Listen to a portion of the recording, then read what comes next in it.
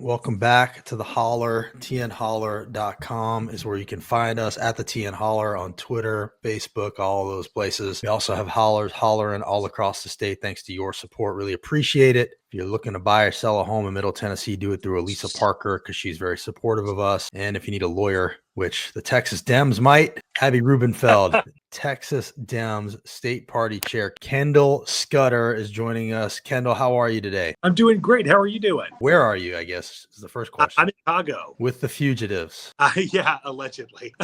Texas Dems are in Chicago because they are breaking quorum on a vote to redraw the maps in Texas to take 5 congressional seats from Dems under the cover of what is supposed to be a special session about the tragic floods. Did you know that this was coming? I mean, look, we're prepared to do whatever it takes to defend democracy. We certainly have been planning for it being an option if it had to happen. Nobody is sitting around waiting for the opportunity to break quorum. This is not a dream. These people are making great personal sacrifices to accomplish this, away from their families, away from their jobs. They have mortgages. They're being fined $500 a day. But what they see is Republicans and Donald Trump deciding that they're going to steal the 2026 election and obfuscate the responsibility they have for their actions. People have watched them tell you they weren't going to defund Medicare and Medicaid and do that. A tax bill where the people at the top now pay less than the people at the bottom. Push tariffs that are the largest tax increase on working class families in our lifetime. Gut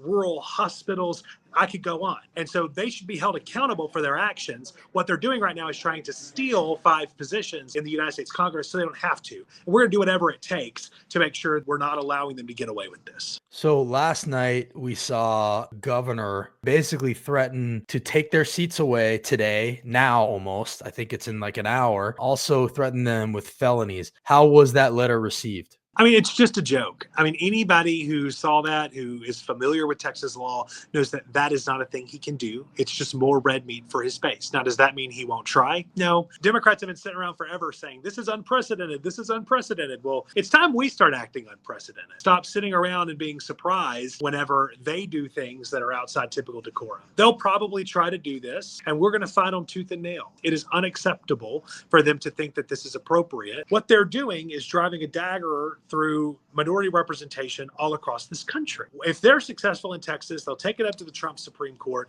and they're going to try to do this everywhere. Every black member of Congress from Texas has either been drawn out of their district or put in a more Republican district so they can't hold office anymore. The Hispanic districts have all been drawn so that it's heavily turnout Anglo communities with low turnout Hispanic communities to guarantee that Hispanic folks weren't able to have a voice in Congress. This is what they're trying to do here, totally to avoid accountability. This is going to be really tough. It's going to be very expensive. We're asking people to go to texasdemocrats.org to help us offset what's about to happen here. But I'm proud of the Democrats here in Texas for saying enough's enough. We're not going to roll over and let you do this. We're going to fight like hell, even if it means a lot of personal sacrifice along the way. Not too long ago, the Tennessee Republican supermajority drew Jim Cooper's district out and cracked it into 3 pieces. And now it's 8-1 here. And people, when they hear redistricting, shouldn't they really just hear stripping away power from minority communities? Yeah, I mean, if Democrats had their way, we would have federal nonpartisan redistricting committees where you do that across the board. The Republicans would never let us do it. So Democrats started doing that in their own states. Was just a terrible decision because it has put Democrats at this disadvantage. If Democrats had not been doing nonpartisan redistricting committees, we would be in control of Congress right now. Is that true? What would the numbers be? I think that the Democrats would probably be able to net about 11 to 15 seats if we didn't have nonpartisan redistricting committees. We're about to, I hope, start a redistricting war. If the Republicans have already taken the first shot across the bow, blue states need to start responding in kind.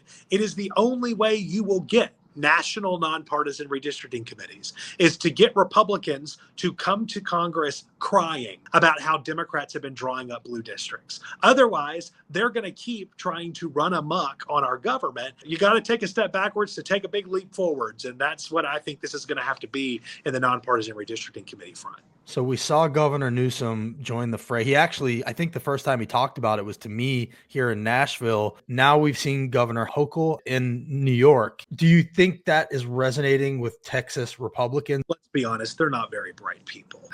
They're all just trying to make their sugar daddy Trump happy. They live for the East Coast sugar daddy. If they tank the whole country in the process, they don't care. I sure hope when those Democrats start reacting and they all start screaming and crying, that there's an opportunity for Democrats in Congress to team up with Republicans in Congress to get nonpartisan redistricting committees passed. It's the only way, in my opinion. I know it may sound really dorky. It's how you save the republic. No, I completely agree with you. And it's like what every Democrat everywhere should be calling for. I've never met a Democrat who wouldn't support national fair redistricting, and I've never met a Republican who would support it. Right. And that doesn't mean that Democrats haven't drawn districts in bad way. Trolls on the internet are always like, well, what about Democrats doing this? It's like, yeah, we've done it and we're not happy with the situation. We're trying to fix it. Roll up your sleeves and fix it instead of sitting around and bitching and moaning about it. I mean, the bottom line is voters should choose their reps. Reps shouldn't choose their voters. That created an unresponsive government that no longer reflects the will of the people. And that is a problem. That's how we're in this situation in the first place. Texas had the most deadly floods in Texas history. 137 Texans are dead. So we're in a special session right now to do flood response and disaster mitigation to make sure this doesn't happen again. There has been one hearing on flood relief and 7 hearings on political districts. It is a ruse. And if they were in fair districts, they would be held accountable for that. But they know that because of the way their districts were originally drawn, they will never be held accountable by their primary for playing political games. It's a problem. And the way you make sure that government starts solving problems again is nonpartisan redistricting committees, but they have to be done federally. Tennesseans are familiar with Republicans using special sessions that are supposed to be about helping people to pass their agendas. We had East Tennessee flooding. They took months to come to special session to help those people use the special session here to push through their school voucher privatization scheme. Republican or Democrat, you should be livid that Texas Republicans are using those tragic floods for this power grab. Well, and don't even get me started on the Holler today with school vouchers. Public school issues are the reason I do politics every day. And they just pushed through the school voucher program here in Texas because one donor in Pennsylvania gave a $13 million contribution to the governor of our state and said, we want you to push a voucher program. So we did it. So literally it only cost the guy $13 million. And now they're privatizing public schools, tearing them apart brick by brick, making sure that communities of color are not able to get high quality public schools, making sure rural communities, kids with disabilities. It's disgusting. And again, if they were in districts that would hold them accountable, they would have never been able to do it. So that's, to me, what this is really about. If you're an activist in this country, shining a light on how important it is for us to have federal nonpartisan redistricting committees. Until we do, Democrats need to start throwing down and stop trying to go high while they're going low. When they go low, we need to curb stomp them. Totally agree. Where does this go next? Are the Dems willing to do this forever? How does this end? I'm going to sound like another party schmuck begging for money, but it's just the truth. Y'all kind of get to decide how long this is going to go on. The members of the Texas legislature get paid $7,200 a year. So they all have to have jobs. They're putting a lot on the line here.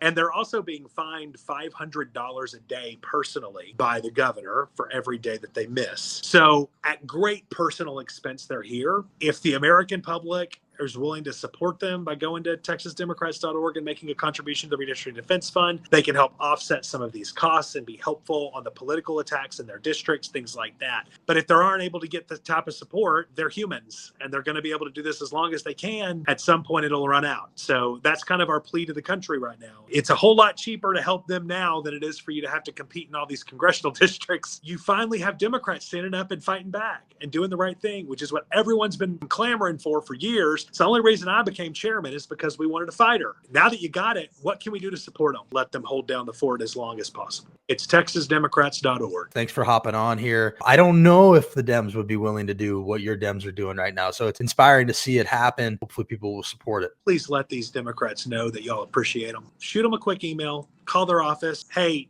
Democrat in Texas, thank you for breaking quorum. Please stay out there. They need to know that people have their backs. That's a non-financial ask. Please reach out to these reps and let them know how much you appreciate what they're doing. Sounds good. Thanks, Kendall. Appreciate it. Hey, thanks, y'all. So that was Kendall, Scudder. If you think about it, it's kind of nuts. Dems have been playing fair in their states while Republicans have been not playing fair in red states. Republicans must be thinking that's hilarious. Democrats have essentially disarmed. It seems like where we're headed is red state, blue state, they're just going to do all they can to rig the game in their favor. And that's why Kendall was saying that we need a national bill for fair districting in all states, which is how it should be. Democrats are willing to pass that national fair districting. And now you've got Nashville capital of our state, 3 representatives, none of whom would ever show their face in Nashville unless they're there with like troopers behind closed doors. So Nashville basically has no representation, which is crazy. So yes, we need national fair districting. And if that's where we end up after all this, Texas Republicans will have done